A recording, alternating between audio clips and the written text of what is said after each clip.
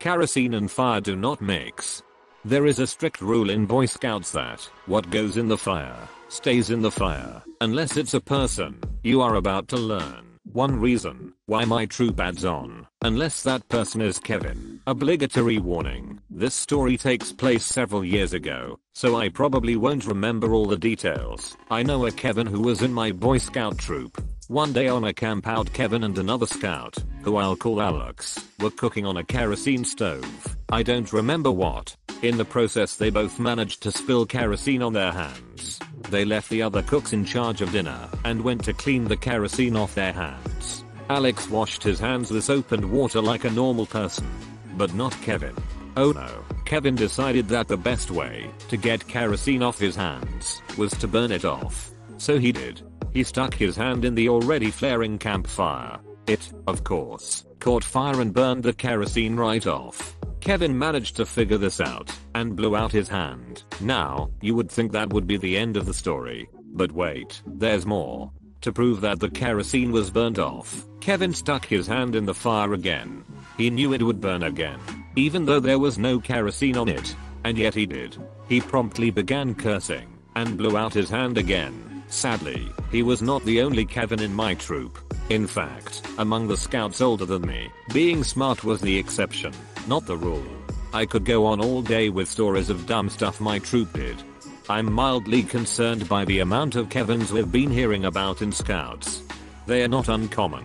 Given the whole shtick that scouts will teach kids life skills tends to attract Kevins. Exit only. Gather round everyone. It's story time with Sisyph. So when I was 16 I worked at a McDonald's. I was on my break one day and was sitting in the front lobby, which had a direct view of the side lobby where an exit only door was. This man parks and walks up to the door, trying it, only to find it's locked. He gets this puzzled look and tries the door again. Still locked. He gets this almost angry look and tries again. Still locked. Then I see him scan the door, and he sees the big red eye level stop sign on the door that says exit only. How do I know he saw and read the sign? I saw his lips move as he read the words. Having read the sign, he tries again.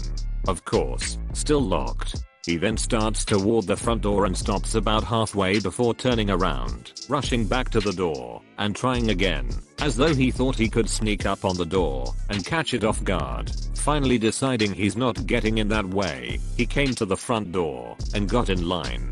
I wiped my tears from laughter away and went back to work.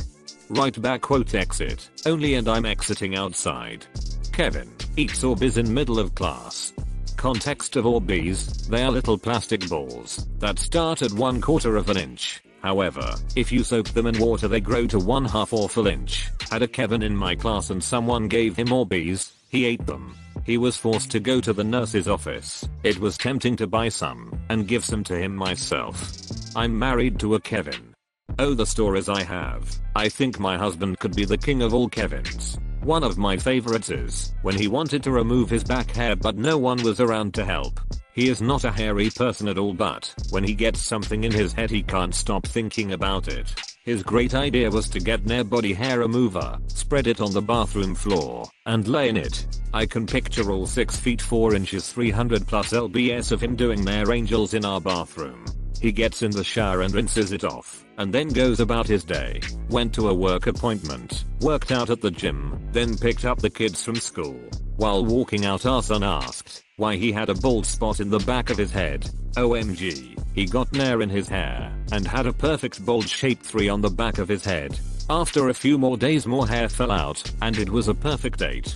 I could write a book on the stories I have of him.